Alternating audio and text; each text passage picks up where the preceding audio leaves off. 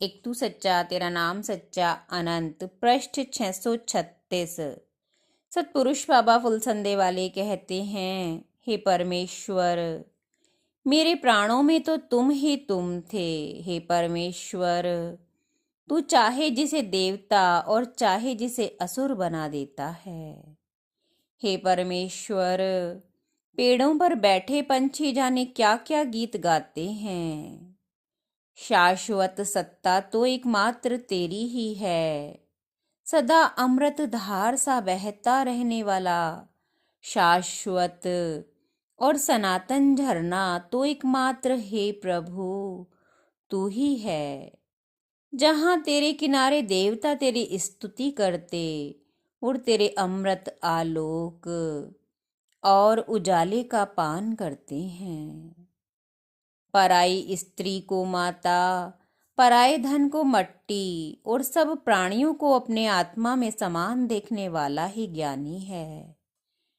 संसार में निर्धन मनुष्य दुखी है, उससे भी ज्यादा ऋणी दुखी है, उससे भी ज्यादा दुखी रोगी रहता है, रोगी से भी ज्यादा दुखी अधर्मी पुरुष रहता है।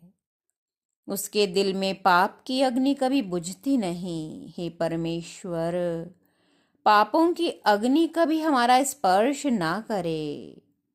हे परमेश्वर, जीवन मृत्यु तो एक नदी है, उसका प्रवाह, उसका बहाव तो एकमात्र तू ही है।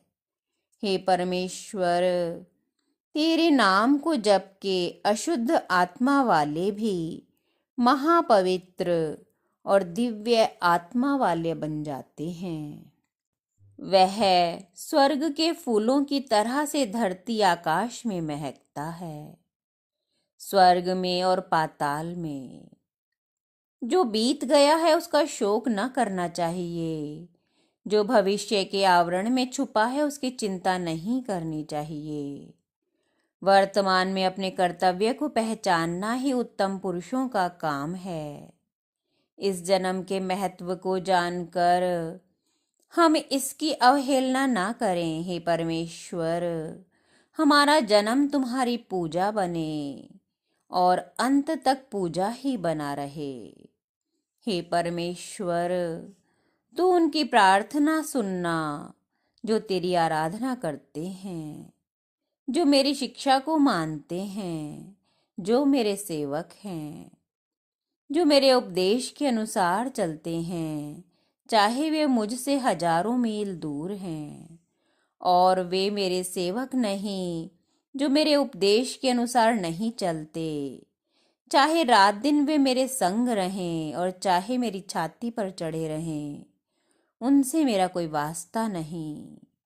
जो मेरी आज्ञा को मानता है, चाहे वह झूठे बर्तन मांजता है या चूल्हा झोंकता है, वह मेरा अति प्रिय है। और जो मेरी आज्ञा नहीं मानता, चाहे वह कितना ही फन्ने खां बने, उससे मेरा कोई ताल्लुक नहीं है, ना मैं उसके पक्ष में कोई बात कहूँगा। मेरी आज्ञा बहुत आसान है।